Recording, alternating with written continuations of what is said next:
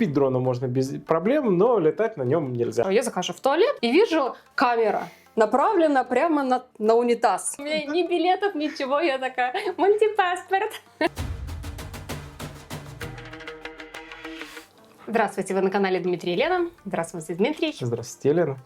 О чем мы сегодня поговорим? Как получать в Ирландии лицензию на оружие. Если не контролируют популяцию оленей, они съедят все и умрут от голода. Как покупать оружие подешевле и перевозить его в Ирландию? Теперь про дронов. Можно чуть про дронов, да. В Ирландии, как и в любом Евросоюзе, купить дрона можно без проблем, но летать на нем нельзя, пока у вас нет лицензии, пока у вас нет лицензии пилота. Угу. И поэтому... У нас есть. У нас есть, что у меня, что у Лены. Лицензия пилота получается достаточно просто. Проходится онлайн-тренинг, онлайн-сертификация. Да, после этого платится 120 евро. Или... Помню, на 3 года мне дали. Да, платится, получается, лицензия. Там точно так же вас учат, где можно летать, где нельзя летать. Над толпой Да. можно, не можно, на каких расстояниях. Да. И самое главное, что после получения лицензии вы должны номер вашей лицензии распечатать на Где дроне. моя, кстати? Что-то не наклеил. Ну, А я, видимо, не распечатала, а я все равно не летаю. причем должно быть не только на дроне, но и на любых составных частях дрона. Если вдруг развалится, да. Да, раньше у меня был на батарейке, но это сейчас другой дрон, нет. Угу. Вот, получая эту лицензию, вы имеете право летать в любой стране Евросоюза. Угу. Там в каждой стране нужно изучать местные законы. Здесь нужно подавать свой план полета. В каких-то странах не нужно. Ну, это, опять же, нужно изучать законодательство. Она transferable между странами. Но, опять же, в каждой стране нужно читать особенности. Где-то можно летать, где-то нельзя летать. Везде есть закрытые зоны, открытые зоны. Где-то... Ну, обычно сам дрон говорит. Да, у DJI он говорит, у него есть Мы загрузка. пытались в Лондоне, в центре. Да. Он такой, а, потом еще смотрю через дорогу, это... Скотланд-Ярд. Скотланд-Ярд, да. И полиция. Он такой взлетел, он такой, типа, нельзя. Мы такие, ну ладно, нельзя поворачиваться. Там такие Скотланд-Ярд, два этих полицейских нас смотрят, мы такие, окей. Мы ж не летали. В Microsoft, когда я снимал, да, я ходил к Microsoft, писал им официально, что я хочу сделать, когда, с какого числа, получал разрешение, да, что можно летать над зданием, потому что это их территория. Но мне нельзя летать, так как гражданка России, я даже с этой бумажкой не могу летать на территорию Норвегии. Помнишь, там какой-то был... А я вот не уверен, на самом кстати, деле. да, мне кажется, это немножко нарушает мои права. Да, было там, что какой-то там... А потом его сказали, что он шпион, потом он оказался каким-то родственником кого-то, его в итоге обменяли, как я помню. Скорее всего... Да, мне кажется, это тоже... Булшит. Если ты... Ну, лучше проверяется, потому что некоторые страны... Помнишь, этот Басан... В Польше летал. У него, только видимо, он летал незаконно. тогда, где было запрещено, как я понимаю, он летал. Угу. Он же сам говорил, что там то ли саммит был, то ли что-то, и просто полеты были запрещены. Да, запрещено. Поэтому нужно... отобрали дрон. Поэтому всегда нужно изучать местное законодательство. Если дрон говорит нельзя, значит нельзя. Да, даже не то, что нельзя, просто нужно смотреть, что нужно ли подавать план полета. Почти во всех странах нужно подавать план полета. Это делается онлайн, это делается даже автоматически. И если где-то запрещено летать, автоматически выдастся. Допустим, мы вот живем рядом с аэродромом, здесь нельзя больше, чем на 120 метров подниматься, вне зависимости от чего. Вот. В парках, в Исландии, например, вообще почти везде все можно было. Кроме того, где нельзя.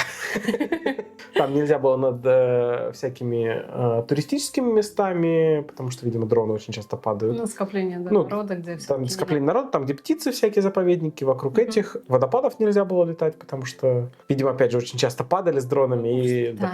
Потом не доставать эти дроны потом из воды. Все, как всегда, люди портят. Да. Вот.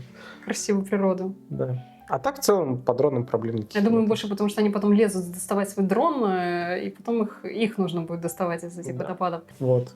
Поэтому он здесь тоже в кадре, просто в продолжении того, что на все нужно... Смонтировать красивые ролики с Исландии. Исландии. Подписывайтесь на наш лайв-канал, там будет, когда у меня руки дойдут, все смонтировается. Будут красивые виды с Исландии. Вообще просто Исландия замечательная страна. Да. Это Евросоюз, но это не Шенген. Да.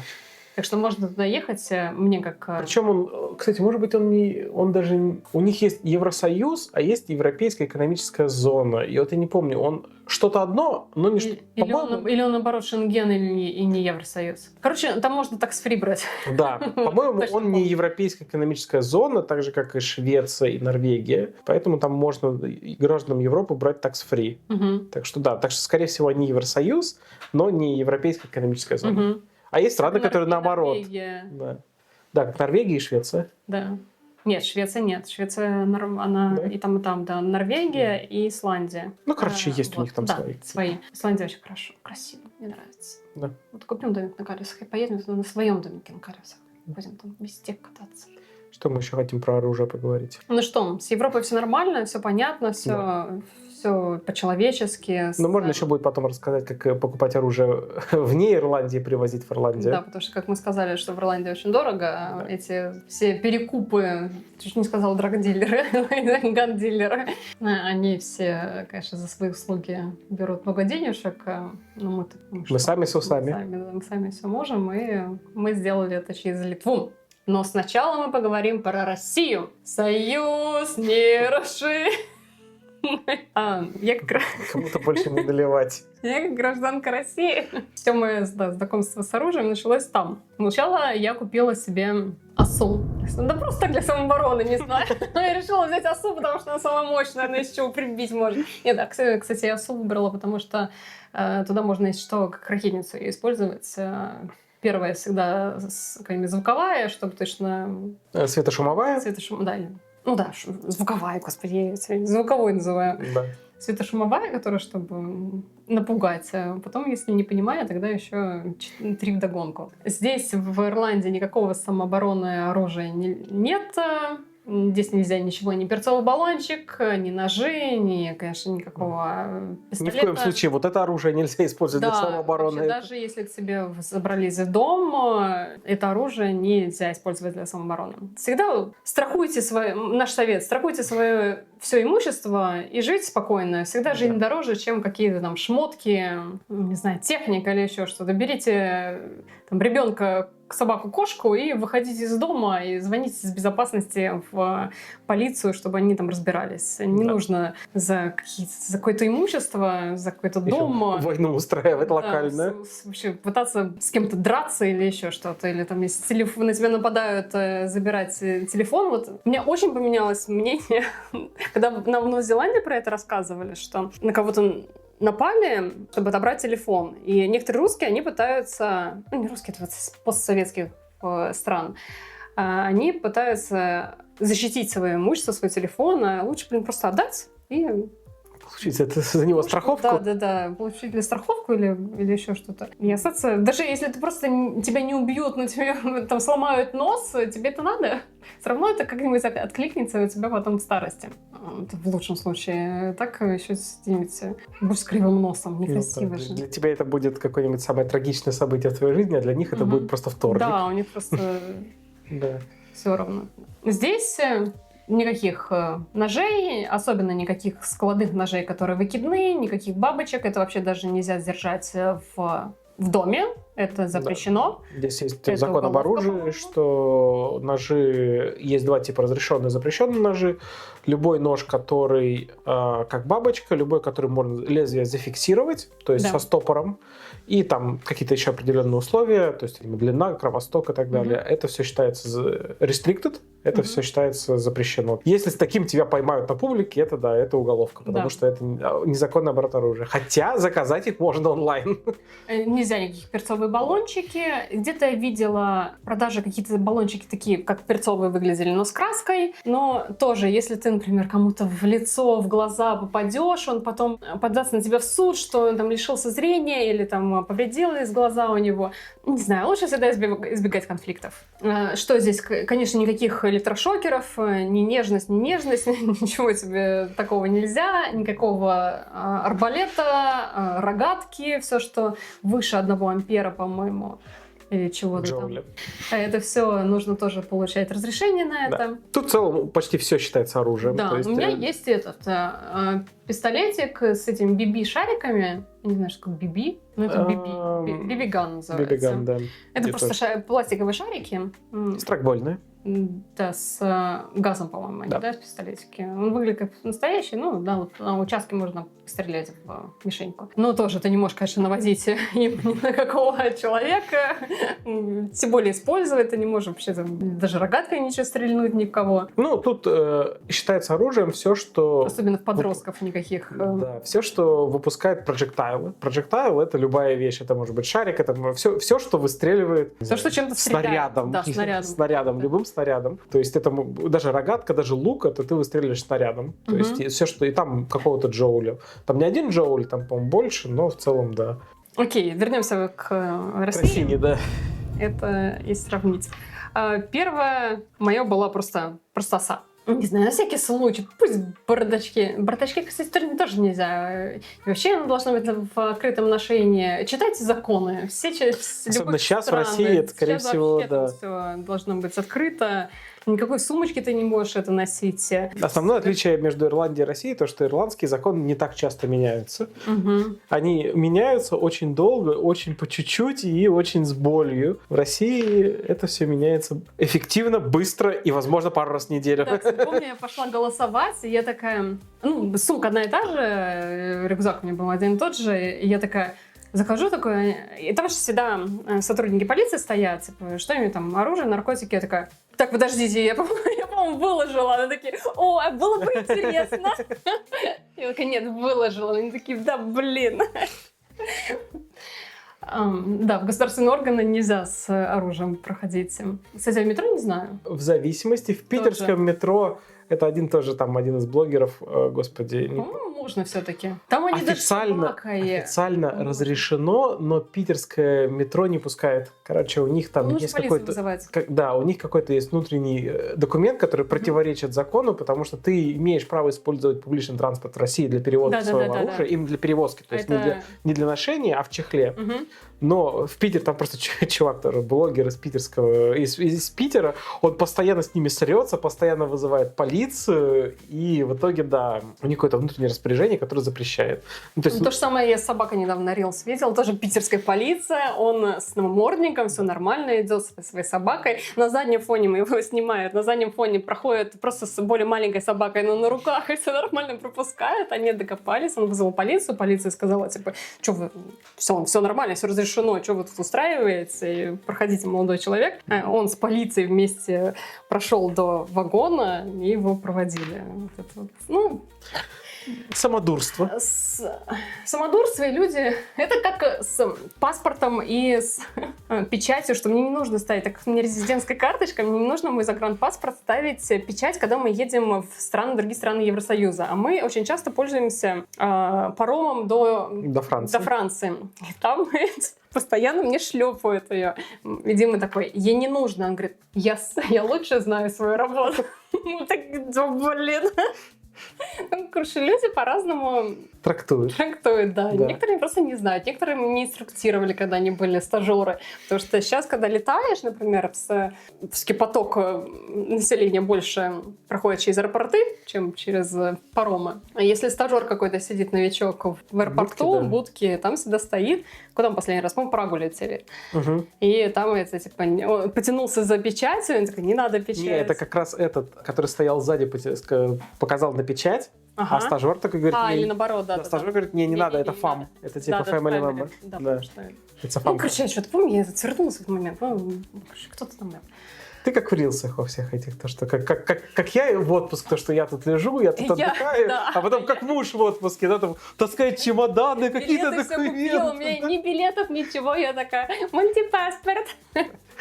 Вот. Я была сильно независимой в России. Все, сюда я приехала, я пересела на шею. Все, мне мама сказала, что замуж выйдешь, я буду тебя отпускать куда-нибудь за границу путешествовать. До этого меня одной не отпускали, потому что я такая, все, замуж вышла, теперь это твоя ответственность за мной. Давай вернемся, мы опять... Подожди, это что ж такое? Мыслью по дереву растекаемся. Чтобы получить оружие в России, там намного сложнее. Не то, что сложнее, там больше пройти всех стадий. Первое, это нужно также обучение пройти и экзамен. Я, по-моему, в стрелковом клубе каком-то проходила это. Нужно прочитать закон об оружии до этого и экзамен на основании закона об оружии. И также происходит там практическая стрельба из калаша, сайги, наверное, все-таки. А ты не из пистолета? Из пистолета стоя и из сайги. И теория. Все, сразу там выдается сертификат, что теория пройдена, экзамен за такой-то сдам, такой-то сдам, зачет из фотографий. Также Если собираешься охотиться, два варианта есть. Спортивная стрельба или охотничья. Для охоты тебе оружие. Честно, все получают, конечно, охотничье, потому что это более гибко. Если ты хочешь только для спортивной стрельбы, это у тебя будет только оружие для спортивной стрельбы. Это как именно для спорта. Твое оружие будет храниться в спортклубе. Это не будет оно дома, а понятно, если ты покупаешь двустволку, это не для спортивной стрельбы, это потенциально для охоты. Как я сначала сказала, что папа меня не хотел брать ребенком на охоту, не женское это дело, вот куплю и пойду, и сама себе купила. Я поехала получать охотничье удостоверение, делала это все тогда, когда еще госуслуги еще только начались, и не все органы еще понимали, что некоторые подают документы через госуслуги. Я приехала, сказала, вот я, здрасте, через госуслуги, отдайте мне мое охотничье удостоверение. Они такие, госуслуги? Такие... Зашел в кабинетик, вышел с законом об охоте, по-моему, как раз, такой, читайте. Я такая, да я как бы, читайте, если что, я у вас что-то спрошу. Хотя они ничего не должны были спрашивать, они должны были просто мне выдать это на охотничий. И он уже начал по кабинету бегать, печати мои ставить на этом удостоверении. Прикольно, что охотничий. Это у нас пожизненно дается, не нужно его продлевать. Что-то хорошее. В Ирландии раз в 5 лет. Или лицензию. В смысле, эту лицензию вот эту? Хотя в России тоже. Нет, именно я про оружие. Ты сейчас про оружие или про охотничью вот эту штуку? Про оружие. Я про вот это. Это да, это тоже навсегда. Да, тоже навсегда. Именно здесь как аналог вот этого охотничьего курсика. Потом я еду сдавать медкомиссию. Сначала у нас идет нарколог по месту жительства. Нарколог — это смешно. В наркологе ты сначала... Вот не помню, какой последовательность, по-моему, там без разницы. По-моему, сначала все-таки нет, идешь к наркологу. Да, идешь сначала к наркологу, он с тобой разговаривает, задает такие мне странные вопросы, зачем вам, девушка, оружие? Я говорю, а что, нельзя? Больше спрашивает такой, ты все-таки не психолог, ты нарколог, ты должен проверять, наркоман я или нет. Ну ладно. Вот это мне показалось немножко нетактичным вопросом. Я такая, ладно, потому что... Отвечаешь на его вопросы, он дает потом направление на анализы. Я шла там в отдельную дверь в лабораторию уже сдавать анализы. Анализы — это самое забавное в России. Это нужно тебе пописать баночку. Сдать на наркотики. Ты заходишь в туалет, она мне сказала, медсестра, что дверь будет открыта, никто туда не зайдет, так что просто она не скрывается изнутри. Вы сходите в баночку, принесете мне анализы. Я такая, хорошо, я захожу в туалет и вижу камера направлена прямо на унитаз. Я такая, а почему вы меня не предупредили, что вы меня будете снимать? Я не думаю, что это записывается, потому что я потом, когда вернулась к ней, у нее просто на мониторе это было. Может быть, она просто, в процессе, когда я это собираю анализы, она просто в процессе смотрит, что это я именно писала. Не переливаешь не переливала откуда-то, ничего не подложила. Вы должны были предупредить, что меня улыбаетесь, вас снимает скрытая камера. Я потом папе звоню, папа, ты что мне не сказал? Ой, точно, я забыла. Я такая, прикольно, типа снимают. Я такая, все-таки разница, когда мальчик писает, девочка писает, какая-то не окей. Это минус балл. Это нарколог, минус балл. Может быть, он в нашем только такое в районе было. Отдала, она сразу там проверила. Я сразу там посидела. Она дала бумажку, что все хорошо. Наркотиков нет. И с этой бумажкой я уже пошла к наркологу, и нарколог мне уже выписал справку. Все, справка от нарколога получена. Потом идешь к психологу. Тоже нужно по месту прописки. Нарколог 100% по месту прописка. По-моему, психолог теоретически можно и в платной, но не уверена. Я ходила по месту прописки. Мой совет, так как мы приходим туда же, в то же отделение, где издается психолог на водительские удостоверения. Один и тот же. Все 90%, 95% будет идти на водительские. Я такая, здрасте, я охотник. Я на ружье. Всем очень это интересно. А зачем? Все, там уже нормальный психолог. Там все опрашивает, там тебе по коленке постучали, что-то там смотрит твою историю, что все-таки ты уже к этой поликлинике привязан.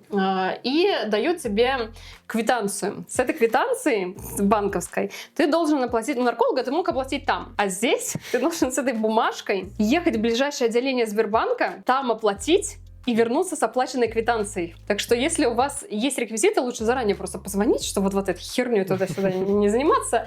Просто позвоните в поликлинику, скажите, где мне найти реквизиты, чтобы вот мне вот это. И просто уже с этой оплаченной квитанцией приходите, чтобы вам сразу выдали. Получается, все эти люди, которые стояли в очереди к психологу, ты их же встретишь потом в очереди в Сбербанке.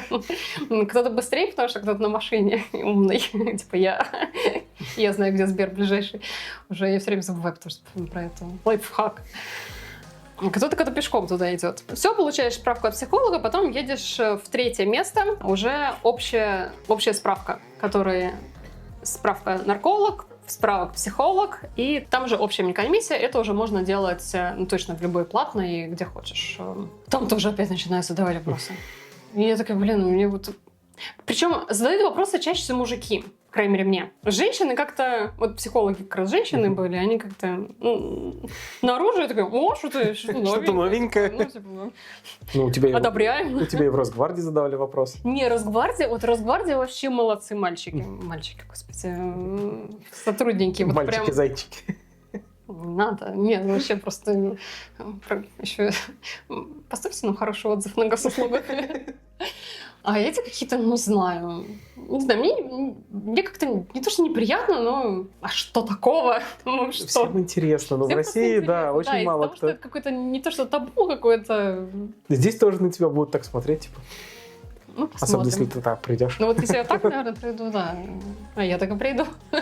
Все, получаешь справку в медицинскую комиссию и уже... копию вот этой справки, копию прошедшего инструктажа, который с тира, то, что обучение прошел, и подаешь заявку на госуслуги и ждешь, по-моему, там 2 или 3 недели. Как-то быстро оно там все делается. Тебе сначала дают разрешение на покупку. Ты приезжаешь, все, тебе уже назначают дату, ты приезжаешь в Росгвардию, приходишь туда, тебе распечатывают, такие дают 3 бумажки. Например, 2 бумажки, одна остается... Нет, 3 бумажки. 3 бумажки, да, одна остается потом в магазине. И именно на разрешение на покупку единицы, 2 единицы, там, 3. Да. Насколько ты подался, настолько тебе и дадут... Да. И это основное отличие, то, что в Ирландии ты сначала покупаешь, да. потом подаешься. И ты уже на определенную единицу, да. которую ты выбрала оружие, а здесь ты получаешь именно разрешение на категорию. Да, там, и идешь покупаешь, что хочешь. Огнестрел или травмат. Это разные, потому что категории. И потом уже идешь, покупаешь, выбираешь в магазинах, какой хочешь. Да. В России еще ты первые 5 лет можешь только гладкоствол, по-моему, покупать. Да. Да, и после 5-летнего стажа уже нарезное оружие. В Ирландии нет, в Ирландии можно нарез сразу покупать. Да. Просто главное, опять же, это обосновать в своем заявлении, почему тебе нужно. Ну, так как у меня сначала было травматическое, мне для того, чтобы покупать потом гладкоствол, мне опять пришлось проходить обучение, как бы.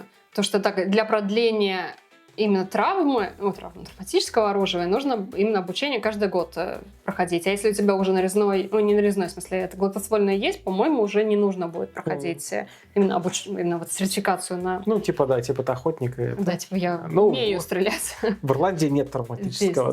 Здесь травматического нет, ничего нет. Поэтому... Не подразумевается, что люди будут друг от друга защищаться оружием.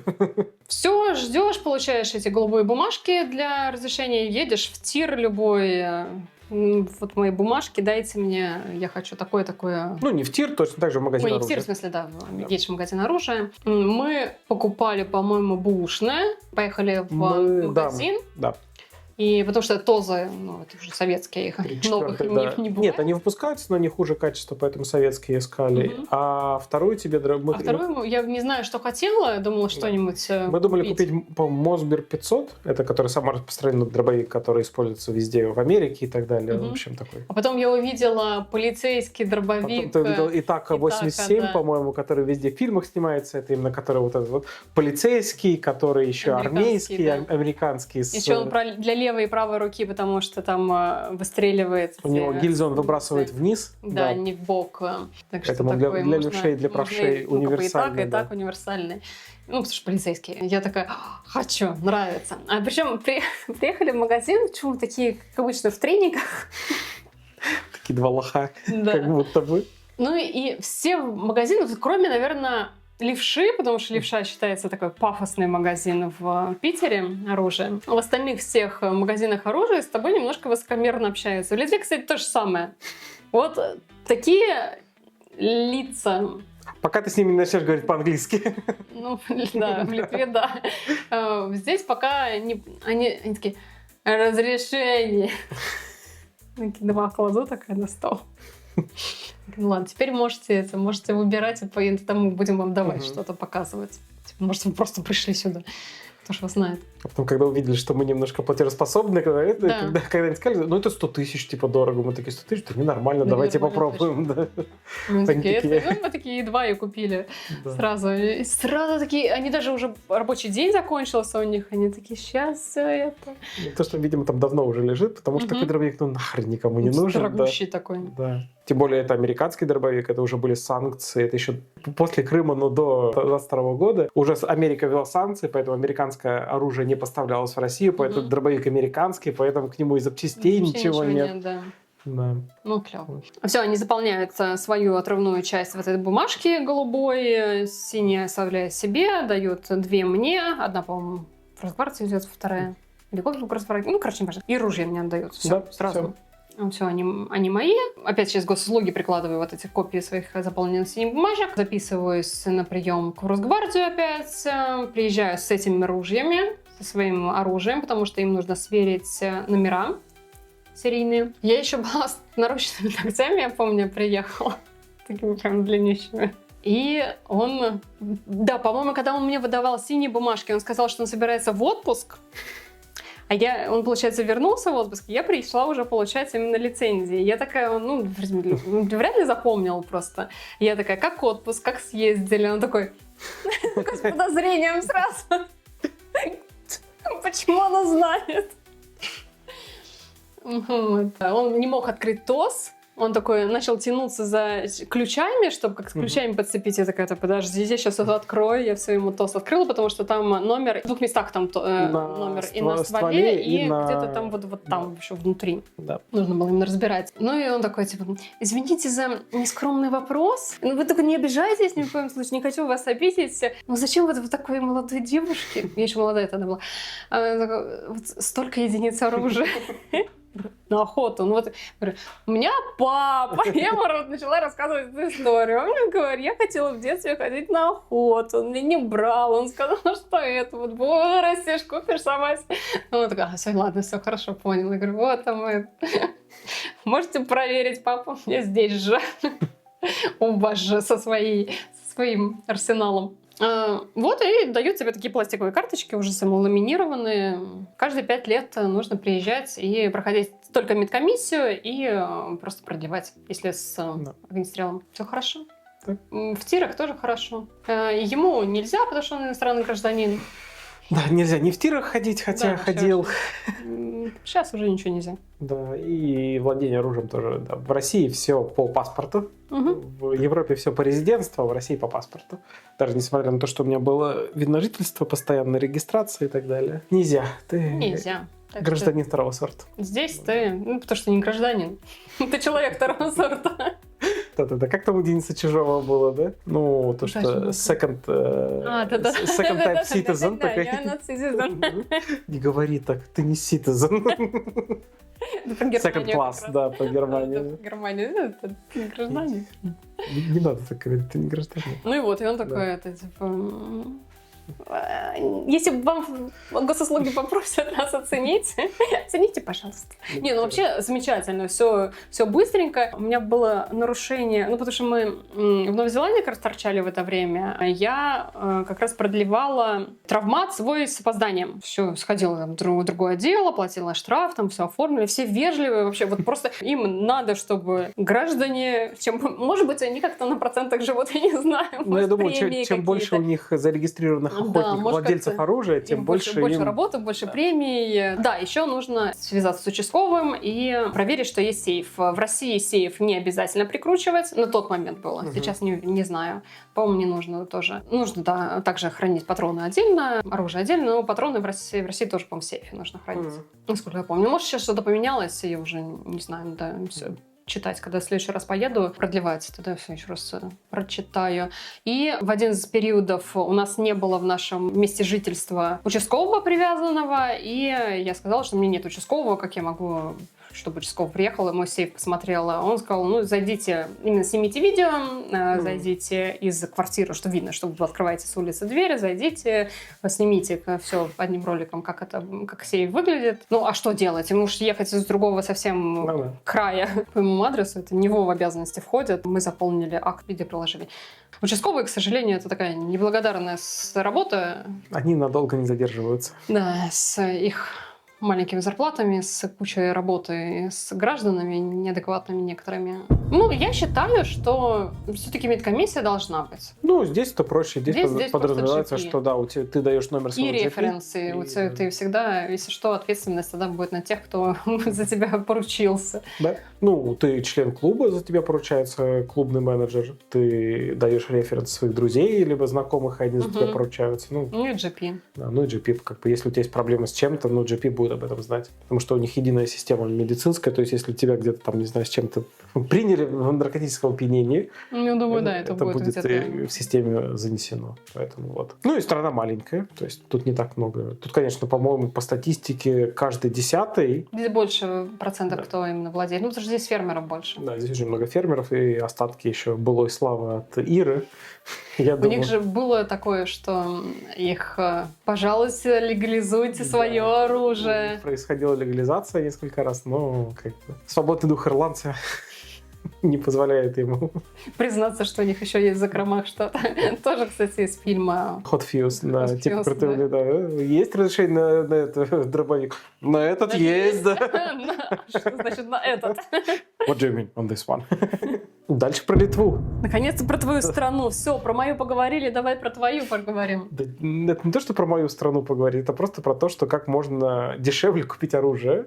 Поскольку Ирландия часть Евросоюза, это все делается более-менее просто и упрощенно. Мы искали Лене винтовку, то есть вот эта вот винтовка. Леди Хантер для женщин. Я тут связывался с местными дилерами, никто из них не помочь с этим не смог, потому что на самом деле, может быть, если бы они могли его привезти, мы бы ее купили здесь. Но поскольку они здесь немножко ленивые жопы, и им это не очень интересно запариваться из-за одной единицы. Да, это американская, по-моему, да? Да, это американская. Я такой, ну давай посмотрим, что у нас есть. Начал искать в интернете, вышел в Литве на магазин. А я еще хотела именно, чтобы деревянная была, потому что там, Не-не-не. Там всегда деревянная. Весь Хантер только деревянная. Да, я хотел, единственное, что не 308 калибр, я хотел поменьше. В итоге у нас получается и моя, и твоя 308. Но поскольку 308 это очень большой калибр, она очень пинаться будет сильно. Я еще ни разу не стреляла, у нас ездит. Да. Минус, кстати, нашего стрельбища, что мы не можем с вот этих стрелять. Да, с больших винтовок. Другое. Да, нам нужно ехать и платить, либо вступить в другой клуб. И вот, я начал искать в европейских странах. Сначала в Испании нашел пару магазинов, и потом чисто случайно мне какой-то Baltic Arms попался. Я такой, о, это в Литве, в Висагиносе. Нет, в Вильнюсе. Ой, в Вильнюсе. Я такой, ну, давай позвоним. Беру скайп, набираю их номер, мне поднимают, отвечает по-литовски, я такой... Не колбу, не супранту, колбу англишкою и русишкой. Да. Они такие, we can speak in English. Я такой, замечательно, все. Попал на молодого как раз человека, который там. Я ему начинаю объяснять, что у вас тут продается, я сам из Ирландии, я хочу купить. Он такой, ну вот пока вот вы не вышли из Евросоюза, что он-то думал, что Ирландия часть Британии, видимо. Ну да, как Северная Ирландия. Да. Вы же вышли из Евросоюза. Я говорю, ну, если бы мы вышли, то, скорее всего, Ирландия об этом не в курсе, потому что Республика Ирландия все еще часть. Он такой, все еще часть? Я говорю, да. Тогда вообще без проблем. Я с ним потом по имейлу связался, скинул свои данные. Он такой, вам нужно будет заполнить эти документы. Причем он очень плохо писал по-английски, и он не до конца понимал, что я от него хочу. Да, потому что по-разному называются эти бумажки, которые здесь, которые там. Он просил одно, здесь у нас такого нет. Здесь оказалось в итоге, когда мы приехали, что у Литвы остались вот эти советские еще стандарты. У них то же самое, вот эти отрывные синие бумажки для разрешения. Все. Причем там он пару раз с ним общался, и он такой, вот когда у вас будет разрешение ваше, вы мне его пришлите. Причем я у него спрашивал, do I need to email or post? И он такой, post. Он, видимо, переводил, и пост это он подумал, Пост, что отправить. да. Не то, что пост это отправить почтой, а просто как перевод, типа, отправить. Странно, когда я ему и почтой послал, он потом спросил, типа, а зачем вы мне письмо прислали? Да, именно письмо, прям реальное письмо, зачем? Да, вот. Собственно, я с ним списался, мне от него главное было получить любой документ о том, что я покупаю это ружье, точно так же, как и здесь, только там они мне выдали это все на литовском, и я ничего не платил. Так что он мне просто проформа инвойс послал, в котором было написано, что за единица оружия, и что я ее покупаю, то есть моя фамилия, имя, отчество. Фамилия, имя, без отчества. Да нет отчества. Да, по батьку. Да. Я с этим уже здесь тоже столкнулся, что у меня нет ни отчества, нет middle name. Ты поэтому... и не местный, и не русский. Я не Дмитрий, Джон. Да, кто у тебя в России пункт из органов, то у тебя по батьке как... Да. Нет у меня отчества. Че, батьки нет? Да, господи, это вообще очень не это. Бывает же, когда люди, например... Отказываются, да, и нет, на самом деле, прочерк. Некрасиво. Да, в общем... Мне нужно было получить от него проформу. Это единственное, что мне нужно было получить, чтобы здесь податься на лицензию. Я ее получил. Я отправил все эти документы, соответственно, в Дэвиду, в гарду, firearm офицеру. Он мне позвонил, не дозвонился, потом послал письмо, типа, а вам кто-то будет импортировать, либо вы сами? Я такой, я сам. Он такой, окей, хорошо. Все, мне выдали лицензию, причем лицензия точно такая же, на эту винтовку с этим серийным номером. Да, серийный номер тоже нужно попросить. Дальше с этой лицензией ты идешь в местный Minister of Justice онлайн, отправляешь им запрос на выдачу тебе транспорт-сертификата, получаешь от них бумажку транспорт-сертификат, в котором написано, из какой страны перевозишь, кто продавец, в какую страну перевозишь, кому. И с этим уже сертификатом едешь в Литву. Он еще попросил заранее ему все переслать, чтобы он с полицией договорился, с литовской, потому что им тоже нужно проверить тебя. Поэтому я им выслал копию паспорта, выслал этот сертификат, он все проверил, ему подтвердили, что лицензия на трансфер с их стороны выдастся. И все, ты приезжаешь в Литву, у тебя на руках должно быть 2 документа, у тебя должна быть лицензия на импорт в Ирландию, ну не лицензия на импорт, трансфер документ в Ирландию и лицензия, которая на оружие. И они со своей стороны заполняют документ, который называется экспортная лицензия, или то, что трансфер из Литвы. И они, точно так же, они мне дали все эти квитки, типа, если для использования в Литве этого оружия, потому что я буду с ней ехать, если меня кто-то из литовских полицейских остановит, что у меня, типа, есть что по передвижению по Литве, это отдельный квиток. И в целом это достаточно просто. Единственное условие, если лететь авиалиниями, авиалинии должны иметь право перевозить это оружие. Ryanair нет. Ryanair нет, сразу нет, поэтому мы летели с САСом. Это было с пересадкой в Амстердаме, что ли, либо где-то. Ну, не суть. В какой-то... Мы даже не выходили, да, час пересадка была. И да, ты должен их за 48 часов предупредить, что ты летишь с firearm. Ты приходишь туда, говоришь, я лечу с firearm, они вызывают специального человека. С этим человеком вы сначала идете в отдельную будочку с таможней, там сидела женщина. Причем я к ней захожу, и начинаю объяснять, вот моя лицензия, вот мое оружие. Я вижу, что она английского не знает, я с ней по-английски. Я говорю, if you want, I can speak in Russian. Она с таким грустным лицом, она такая, English. И она мне просто руками показывала, что откройте, покажите. Ну, сразу видно, человек, не знает английского. Ну да, но пытается. Да, пытается. Все, после этого они проходят таможню. Опять же, этот человек приходит, который тебя сопровождал, забирает ружье, опечатывает его, берет бирку, и у тебя прямо из рук его забирает все с этой биркой. Да. Оно считается зачекинено. Дальше обычный процесс чекина в самолет, то есть ничего такого нету. Спокойно летишь, спокойно пересадка. В пересадке ничего тоже не надо делать, да, потому что твой автоматический трансфер на следующий самолет. И по прилету в Ирландию они тоже вот такое ощущение, что они не были в курсе, что я там... Я подошел к этому, который там был САС представитель, типа, я вот летел с firearm. Он такой, да? Я говорю, да. Типа, мы не знаем об этом. Я говорю, вот я летел с firearm. Да, он позвонил кому-то там что-то или отошел. Куда-то позвонил, где-то там начали что-то искать, но потом в итоге... Я потом вижу, человек идет с нашим ружьем. Я такая, к нему такая пристроилась, и рядом иду. Он такой на меня... Я говорю, it's mine. Он говорит, ну ладно, окей, я такой расслабился.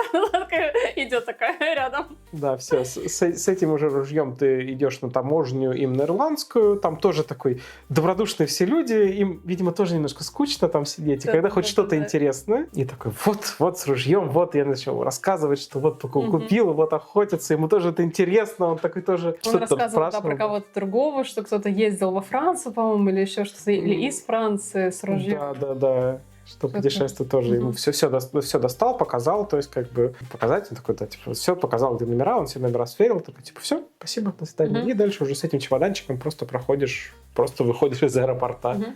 Да, мы когда покупали ружье, у них не было, нам просто его продали в картонной коробке, у них не было пластиковых кейсов. Да. Мы поэтому поехали в другой магазин, посоветовали конкурентов своих. Поехали в другой магазин, там такой запылившийся такой прям кейс был, мы его взяли, этот продавец такой, ну давайте хотя бы пыль вытру. Ну да, потому что все-таки, конечно, можно было ружье и в картонной коробке вести, но хочется, чтобы... Да, удобнее было. Да, и потом мы еще замочки искали на этот кейс, потому что там... Да, чтобы закрыть на всякий случай. На всякий случай закрыть, чтобы во время перевозки ничего с этим не случилось. И в итоге один замочек мы нашли в этом... спортзале. Причем мы заходим в спортзал, и там просто вертушка, то есть там нет ничего этого. И автомат стоит. И я такой, типа, кто-то проходит, и такой, смотри, как я Михаил, ты? Подошел парень и говорит, можете мне замочек купить вон там? Я не мембер, я ничего.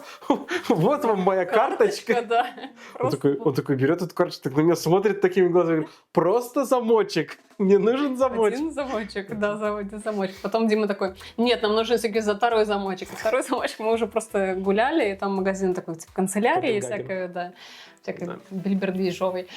Там был как раз тоже замочек, и Дима там купил второй замочек. Да, и в итоге получается, что такое ружье бы здесь стоило 2000 евро, а в Литве мы его купили за 900 евро. Да, плюс... на разницу мы там отдохнули как раз в Литве, и мы кушали всякого вкусненького, прям еда прекрасно. Так что в целом, да, и процесс... Где там... Забавно было в магазине, когда мы спрашивали про прицел литовский. Да. Дима где-то нашел, когда выбирал Сибирь, прицел на ружье. Какая-то фирма прицелов Rypo, R-Y-P-O. Мы не рекламируем, потому что... Они сами не знали, что это такое. Да, мы спросили, ну вот, есть литовская, типа, такой прицел, вы что-нибудь о них знаете, отзывы какие-то? Начали гуглить, типа, больше похоже на скам какой-то. И была такая ситуация, что мы между собой с Димой разговариваем по-русски. Этот парень, который нам продавал, он говорит с нами по-английски. Другой мужик, который в возрасте такой, но который разбирает как раз по прицелам, он с парнем разговаривал по-литовски, с нами разговаривал по-русски, что он по-английски не понимал, и мы вот так по очереди друг с другом. Получается, да, с парнем, с молодым мы общаемся на английском, между собой на русском, с мужиком на русском, они между собой на литовском. И так интернациональная торговля идет, все со всеми общаются. А так...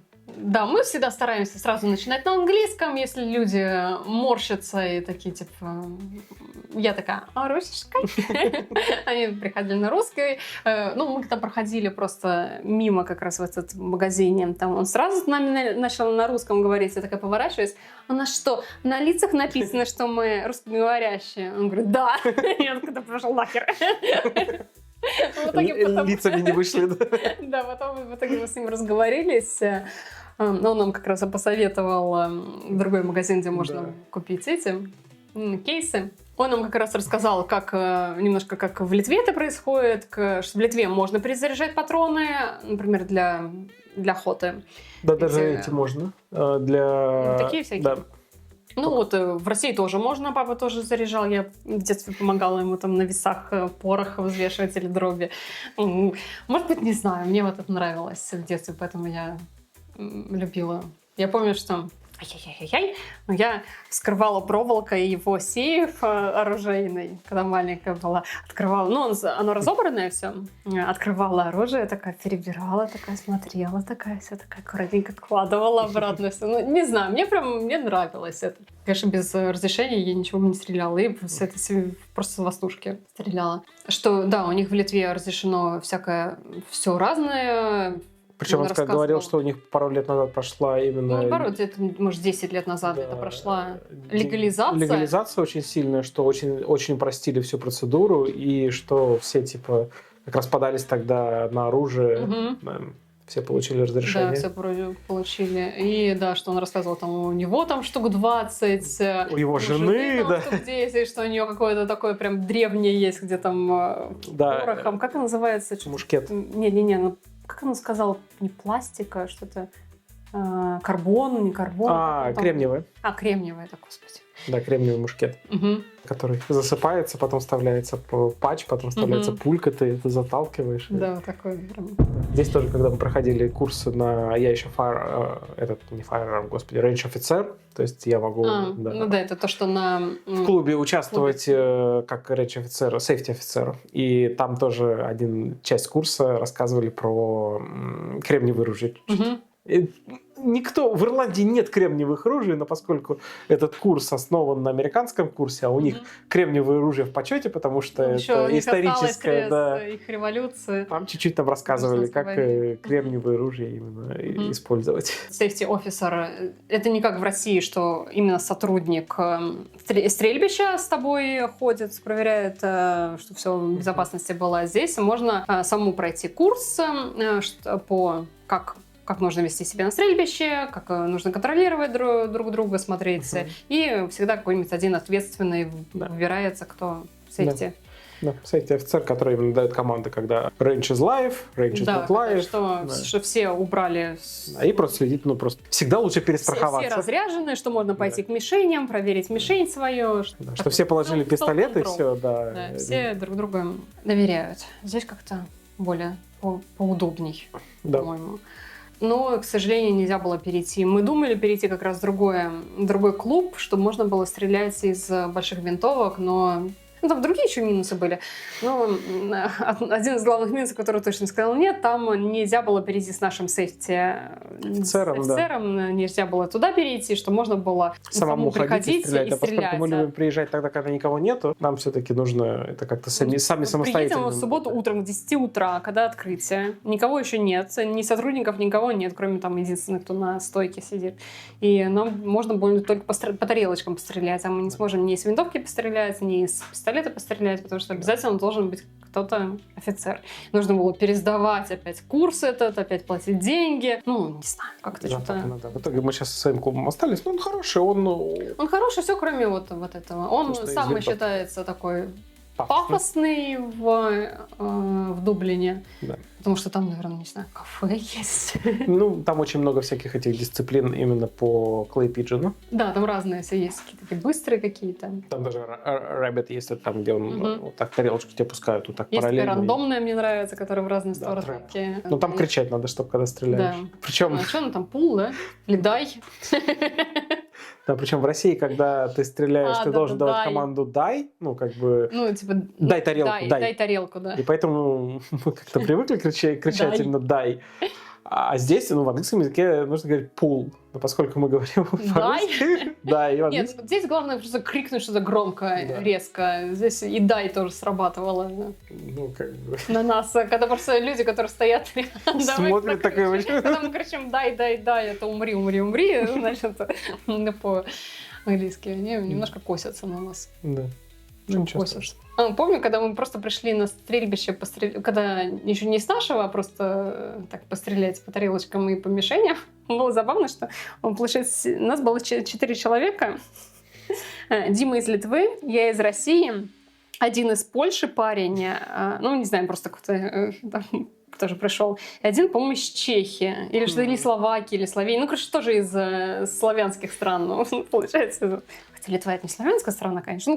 Ты, русский у меня. С украинской фамилией. Давай, продолжай закапываться. А чё? А меня что, в Литву не пустят, что ли? Единственное, они могут, если я начну там возбухать, они могут пойти меня отправить на проверку всех. С тобой еще меньше разговаривать будут на границе. Да, вообще, я туда прилетела, и мы летели на самолете из Ирландии, с одной стороны Евросоюза, с другой стороны Евросоюза. Просто когда из России мы ехали на автобусе через Эстонию, вот как раз из России в Эстонию к нам не докопались. А до этого, когда я путешествую именно по Евросоюзу, мне никто нигде никогда не докапывается. Вот этот вот литовец на этом паспортном контроле. все проходят всегда, не парочками, а семьями, и сразу все дают свои документы. Там перед нами прям прошла семейная пара с ребенком, муж, жена и ребенок, и все троем сунули документы сразу. Им ничего не сказал он. Все, типа улыбался, добро пожаловать. Мы подходим, даем, он косится на мой красный паспорт.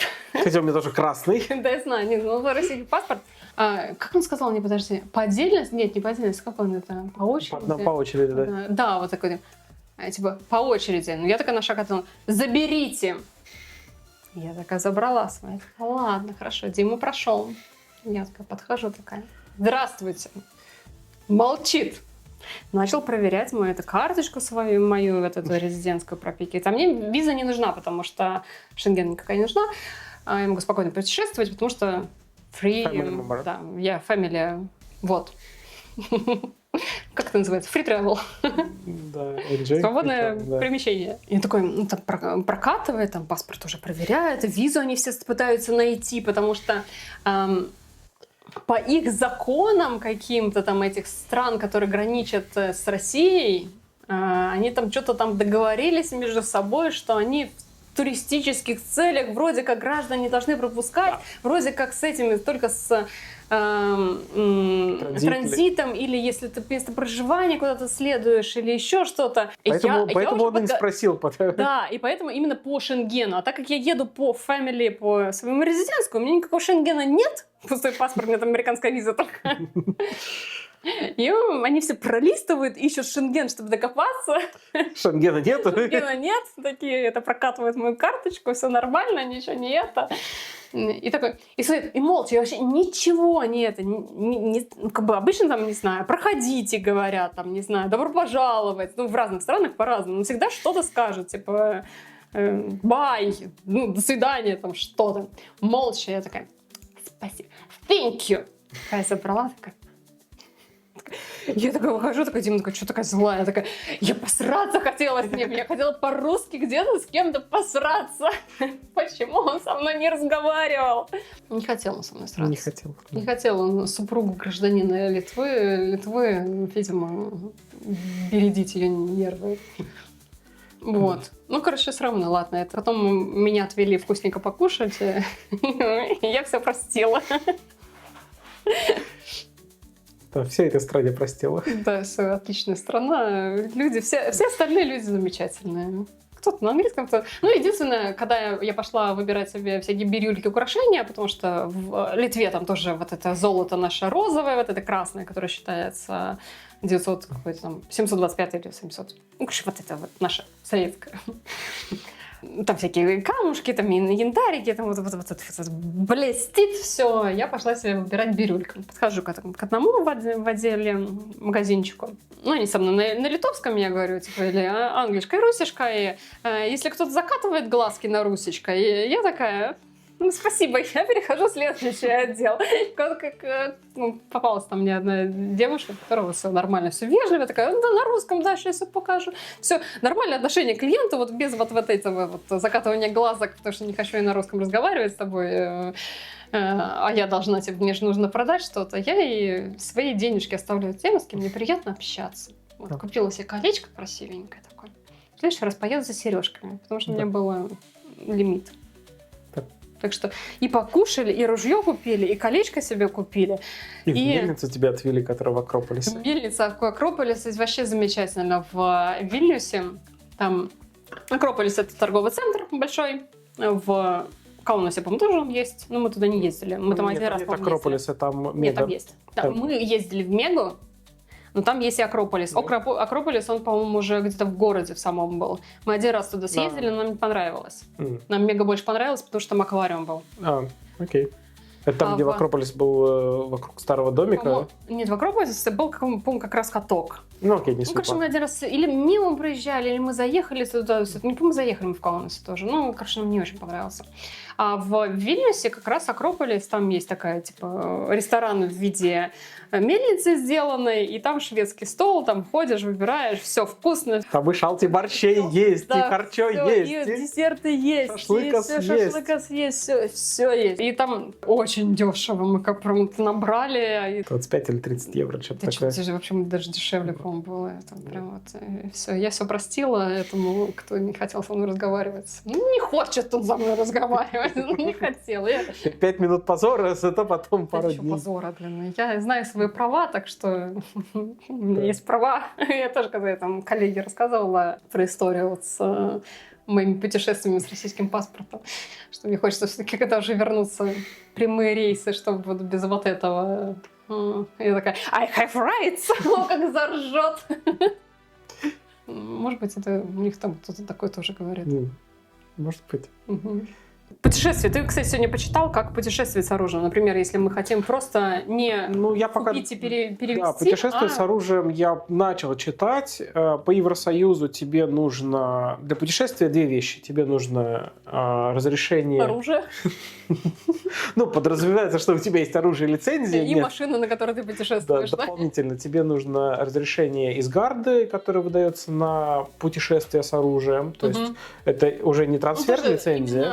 Должно быть все равно с целью какой-то. Да, и евросоюзовская какая-то... Что-то типа универсальной евросоюзской лицензии, с которой ты можешь ездить по Евросоюзу со своим оружием, и тебе нужно разрешение принимающей стороны, либо подтверждение, куда ты едешь, принимающей стороны. То есть, если едешь ты в Испанию на охоту, у тебя должно быть приглашение на охоту, чтобы ты мог на границе показать, вот у меня есть разрешение от гарды, от местной полиции, и именно то, что я еду в Испанию на охоту, вот у меня есть приглашение на охоту. Ну, кстати, вот в Испанию я бы съездила, потому что там говорят, там даже и медведи есть, и кабаны, и там такие звери посерьезней. Но сначала надо на кого-то безобидного, да, который нам, если что, не надо. Да, эти кабаны с медведями. Мне оленя будет достаточно. Да.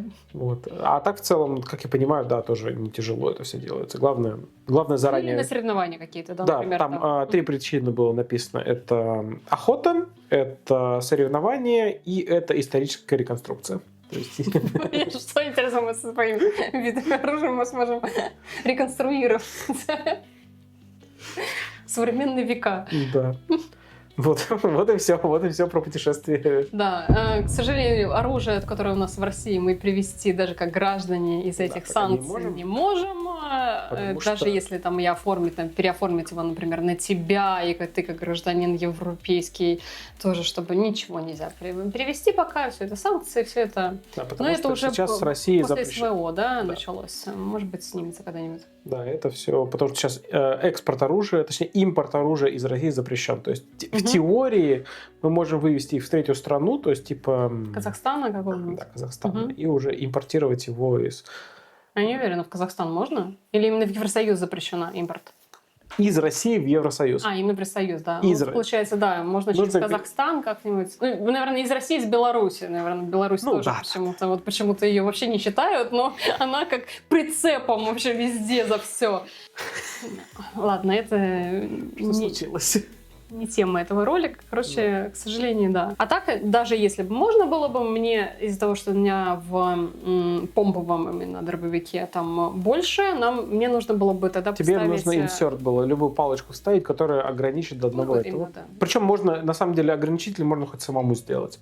Так вытаскивается, если что. Ну, в смысле, он такой, у тебя здесь стационарный. У тебя тоже в этом... Я, разгибаю эту штуку, и все, и она становится. Ну, просто у тебя должно быть делать, это. да. Нет, не надо. Потому что это вне закона, это модификация оружия. Все, ты его модифицируешь до того состояния, что оно не стреляет больше, чем не хранит больше одного патрона, и дальше потом у тебя... еще все, по-моему, здесь не перезаряжаемые, не автоматически заряжаемые. Здесь можно. Здесь можно автоматически? Да. Здесь можно. Такие, да? Который газовый перезаряд, который ты стреляешь. То есть, да. Можно. Не, у меня прям такое, надо съездить. Ну, на мое ружье нельзя сделать глушитель, да. У тебя нет. Ну, как бы, на самом деле, нарезать можно и одеть можно. Просто это нужно заплатить денег. Ну, это да. Не. Мне нормально бухать, какая разница. Глушитель он не только приглушает, он еще уменьшает отдачу очень сильно. Да. Ты надо проверить. Поедем стрелять, ты поймешь, в чем разница. Я без твоего же стреляла без глушителя. А потом с глушителем ты не стреляла? Без глушителя нет. Да. Я стреляла как раз без помещения, без глушителя, без даже скоба, без прицела. И попала в мишень. Я тоже стреляла, попала в мишень. Это... И что? Я сейчас про себя говорю. Да. Так что если просто очень хочется, Не, ну понятно, что можно, да. У тебя единственное, что да, тебе нужен обязательно прицел, у тебя нет мушки с целиком. Ну да. У тебя именно это американская версия, ну, американское оружие, оно все... Все под прицел. Да. Потому что я когда покупал CZ, там тоже есть две версии. Есть европейская, есть американская версия. У меня европейская, поэтому у меня есть мушка прицела с целиком. Я их снял, потому что они мешают. А также... А еще у меня на этом золотым золотым этим курком. Красивый. Это сразу добавляет плюс 1000 к стоимости. Хорошо. Дальше. Что у нас там? Про загонную охоту. Я считаю, против, да? Ты против. Я против. Загонная охота — это херня. Это... Ну, смотри, именно загон... Смотря какой загон. Я просто не представляю, в каком плане это является загонной охотой. Если какой-то там 10 на 10 метров тебе кабанчика загнали, ты заходишь и по нему стреляешь, да, это жестоко. А другое дело, когда там тебе километр на километр какой-то такой загон, и ты сидишь на вышечке, где тебе прикормлено уже место, и ты точно знаешь, ты пришел, и ты получишь дичь. Я все-таки за то, чтобы какие-то были сервисы. Ты платишь? Загонная охота — это когда тебе загоняют зверя. То, что ты рассказываешь, нет, это прикормка. Я знаю. Я про то, что нет. Загонная охота, блин, ты можешь загнать собаками. Ну, тоже да. Это тоже загонная тогда. Ты просто загонная охота — это то, что когда территория огорожена. Что он точно не и зверю некуда деваться. Да, зверю некуда. И не то, что там загоняешь, а именно зверю некуда деваться. Вот я говорю, если это территория, что 1 километр на километр, и ты знаешь, что он, блин, где-то здесь есть, а не ходишь 8 часов. Вот ты бы не хотела просто прийти, чтобы заплатить там какую-то денежку? Смысл охоты в том, что ты можешь вернуться с пустыми руками. Это испытание твоего навыка. А еще мы купили рации. Хочешь про рации поговорить? Или это тема отдельного ролика, где про всякую амуницию? Здесь тоже есть свои ограничения с этой... Может быть, везение есть, конечно. А я хочу птичку. Ну, кстати, папа, когда мне приносил дичь, утку, он сидел потом чистил и дроби выковыривал. Я тоже помогала ему дробинки выковыривать. Ну, окей. И еще эти перышки себе потом красивые из того, что он повыщипывал, я потом красиво выбирала и себе это сохраняла их. Нет, да. тут можно. Единственное, что нам нужно купить другие картриджи, потому что у нас это на тарелочке. Не, ну надо сначала потренироваться все-таки на тарелочке. Все-таки мне интересно больше не олень, а мне все-таки утки больше интересны. Надеюсь, видео было информативным. Полезно. Если мы что-то пропустили, вы пишите комментарии в любой социальной сети. Мы ответим и можем снять, может быть, еще одно видео с какими-то более подробностями или ответами на ваши вопросы. Может быть, если у меня время будет, или когда у меня время будет, я в Телеграме напишу, именно выложу какую-нибудь там PDF-инструкцию на одну страничку summary, с какой последовательностью, что делать для какой страны. Подписывайтесь на наш лайв-канал, там будет... Лайв-канал, как раз там будет видео, где я снимала из Литвы, где вообще весь процесс, как мы заходили в магазин, как мы что делали, как потом поехали в другой магазин, как мы там кушали вкусно. Как в аэропорту я за человеком с моим ружьем шла. Забавный был момент, когда я иду, снимаю себя, но я снимаю только себя в аэропорту. Именно свое лицо я делаю так, что на весь кадр было, чтобы никого из людей больше не заснимать, чтобы потом... Честно, это больше делаю для себя, чтобы их потом не замазывать. Мне это легче. Ну вот. И ко мне Дима пошел как раз с ружьем к сотруднику, кто должен проверить, а ко мне подбегает сотрудница как раз безопасности. Вы должны удалить это видео. Я говорю, что я должна удалить? А потом она подбегает, причем бежит и говорит, что вы должны удалить. Подбегает и видит на мой экран, что на моем экране только моя физиономия. Она такая, вы себя селфи снимаете? Я говорю, да. Она говорит, тогда не нужно удалить, все нормально. Как она резко это все сделала, сбила меня с мысли. Вот, так что подписывайтесь, ставьте лайки, переходите Смотрите предыдущее наше видео про иммиграцию, про советы, что нужно и как искать работу, как нужно ли вообще иммигрировать или не нужно. И еще там какие-то у нас ролики. Будет еще один прикольный ролик про... Microsoft? Да. Или был? Microsoft? Нет. Или был. Я не знаю, в какой последовательности это будет. Как Дима там работал, его опыт, и как его оттуда уволили. Урнули. Так что оставайтесь с нами. Будем рады вашим комментариям, вашим лайкам. Это мотивирует нас снимать дальше и делиться нашим опытом. И всем спасибо. Всем пока. У меня тут плечико так оголилось под конец.